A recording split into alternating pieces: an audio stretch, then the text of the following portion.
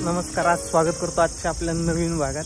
आत्ता आहे मालवणला 7:30 वाजले सकाळचे आणि एसटी सकाळी 7:30 ला इथं पोहोचली। मालवण ही एसटी आहे, निगडीवरून निघते। रात्रीची उशिरा भेटली खूप आणि ती आता 7:30 ला पोहोचली। आत्ताच वेळ पण विचारून घेतलाय। मंडेला निघणार आहे, सकाळी 5:30 ला पहिली एसटी आहे, आता त्यातूनच निघणार।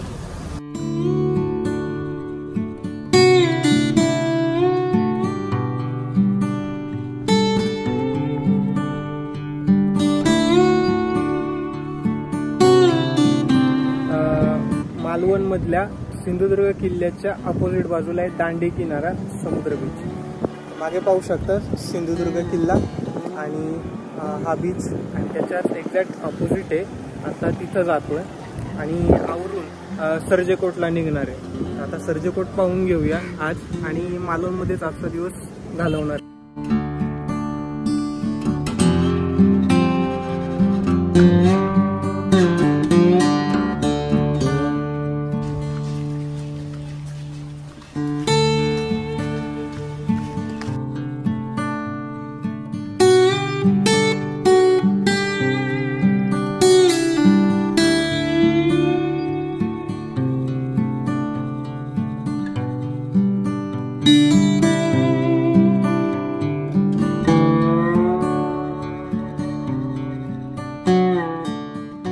राजकोटची ज्यावेळी व्हिडिओ बनवली ती मागच्या वर्षी, त्यावेळी राहिलेल्या होमस्टेपेक्षा हे थोडंसं लहान आहे, कारण ते फुल झाले त्यामुळे तिकडे काही राहता आलं नाही, त्यामुळे इकडे राहिलोय। आता इथून मालवणातला फेरफटका मारू आणि सर्जेकोटला जाऊ।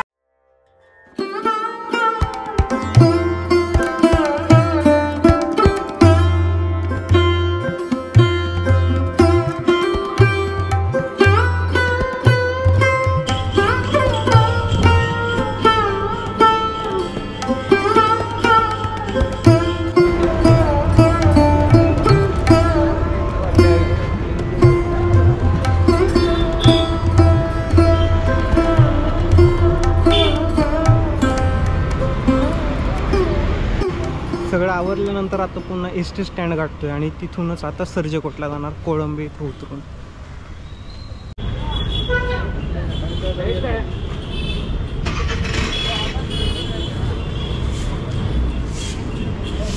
आज इकडे मालवणला येताना पास काढलाय 4 दिवसांचा एसटी महामंडळाचा, आवडेल तिकडे प्रवास। याच्या आधी मी 2दा पास काढलेला आणि आता 4 दिवसांचा काढलाय। एक दिवस तर येण्या जाण्यात आणि 2 दिवस फिरण्यात। तर पास दाखवतो, असा असतो पास, नाव आपलं आणि पासची किंमत, वयवर्ष, कधी काढलाय ते आणि कधीपर्यंत आहे तो दिवस, राज्य व आंतर राज्यग्राह्य, आभार व्यवस्थापक स्वारगेट। हा पास कोणी काढू शकतं। हा पास माझा मित्र आहे, त्याने काढलेला आहे। फक्त आपल्या आयडेंटिटी, आधार कार्ड, बाकीचं कोणतं असेल ID प्रूफ तर ते लागतं आणि पासपोर्ट साईज फोटो, याच्यावर आपल्याला पास सहज भेटून शकतो। त्यामुळे नक्की पास काढा आणि एसटी महामंडळाच्या या सेवेचा नक्की लाभ घ्या, कारण ज्येष्ठ लोक घेतात, आपण तो घेतला पाहिजे। तरुण पिढी याचा फार लाभ कमी घेते। तर तिकडे गेल्यानंतर स्वारगेटमध्ये आम्हाला असा अनुभव आला की खूप आनंदाने त्यांनी आम्हाला पास दिला।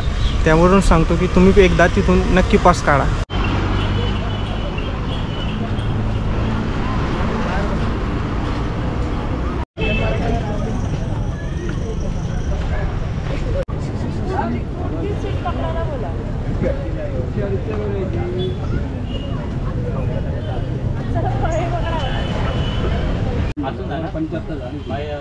कुंभारवाडी द्या आणि 2 कुंभारवाडी।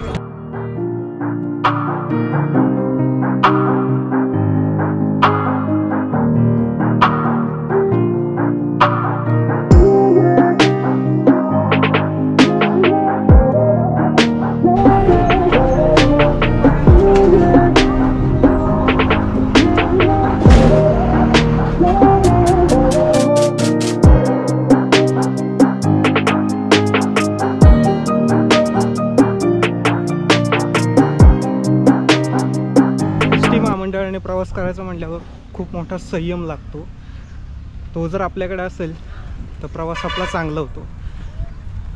आता एस टी महामंडळातून कोळंब या गावी उतरलो आणि तिथून एक पायवाट आहे, ती कोळंब या गावात जाते आणि तिथूनच सर्जेकोटला.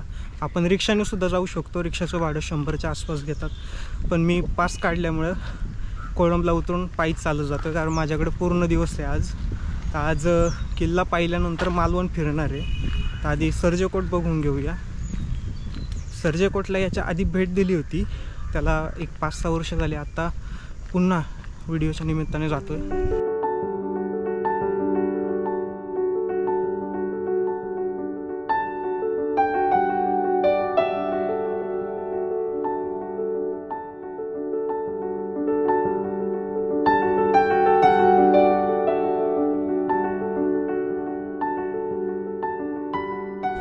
सिंधुदुर्ग किल्ल्याचे उपदुर्ग असलेला पद्मगड आणि राजकोट याच्याबरोबरच हा सर्जेकोट किल्ला आहे.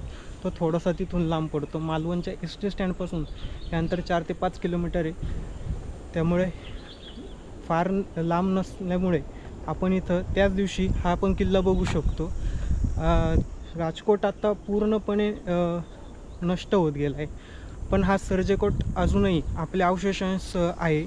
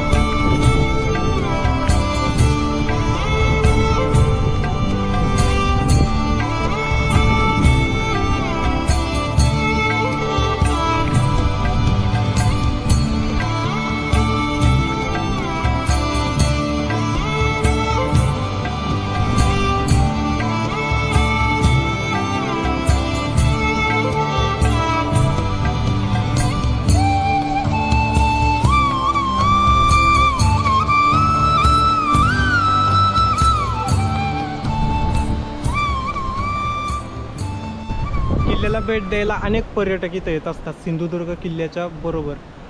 तर या किल्ल्यामध्ये आत्ता मे महिन्यामध्ये पूर्णपणे वाळलं इथं, म्हणून आपल्याला तटबंदी पाहता येते.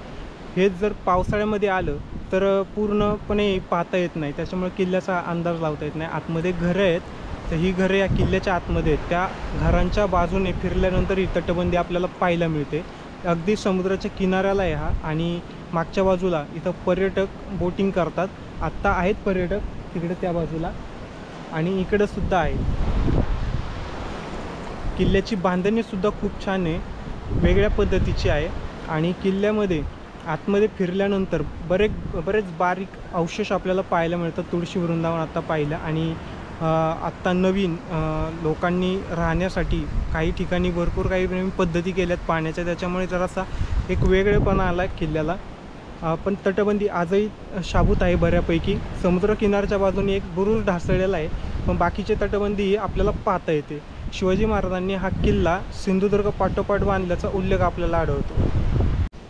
ही अशा प्रकारे पाण्याची व्यवस्था इथं नारळाच्या झाडांना केलेली आहे. ही पूर्णपणे या किल्ल्यात पाहायला भेटते.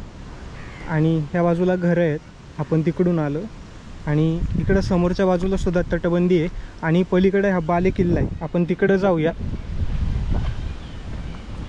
ही एवढी तटबंदी, पलीकडे एक बुरुज, ही मागची तटबंदी, ही बाहेर काही घरं आहेत, आणि हा वरचा बाले किल्ला, आपण तिकडं जाऊया.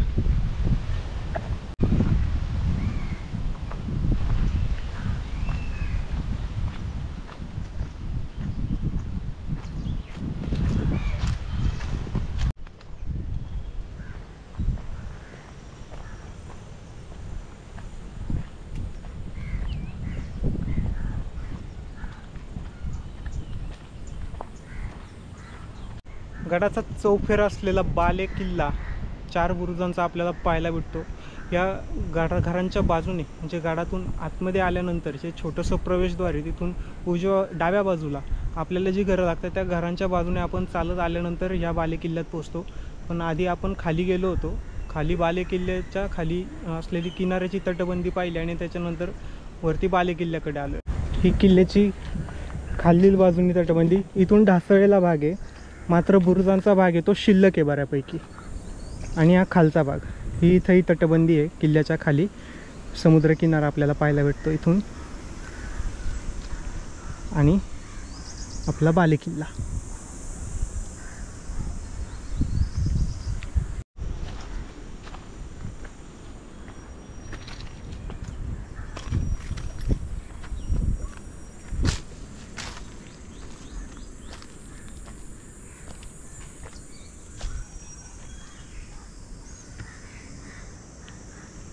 पावसाळ्यामध्ये बाले किल्ल्यामध्ये पूर्ण झाडीम असते, चिखल होतो, त्याच्यामुळे आतमध्ये काही फिरता येत नाही.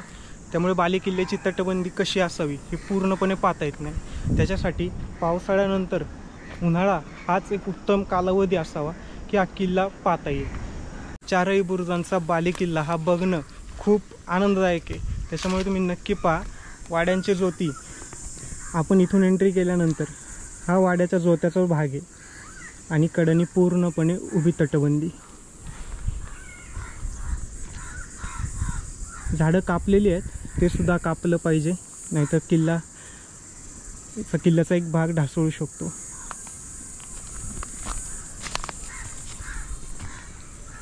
किल्ल्याच्या संवर्धनाचं काम चालू आहे इथं, त्यामुळे किल्ला आपल्याला चांगला पाहायला मिळतो. तेव्हा किल्ला नक्की बघा, आवर्जून या.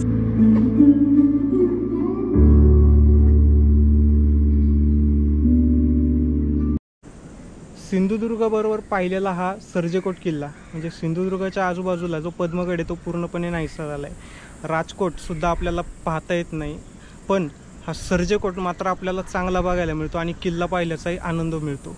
त्यामुळे हा किल्ला त्यावेळी नक्की करा. तर आजची व्हिडिओ कशी वाटली आहे मला कळवा. प्रचंड उन्हाळा आहे, उकडतं आहे, त्याच्यामुळे आता इथून निघतो. हो, किल्ला पूर्णपणे मी दाखवला असेल, काही राहिलं असेल तर मला नक्की या व्हिडिओमध्ये कळवा.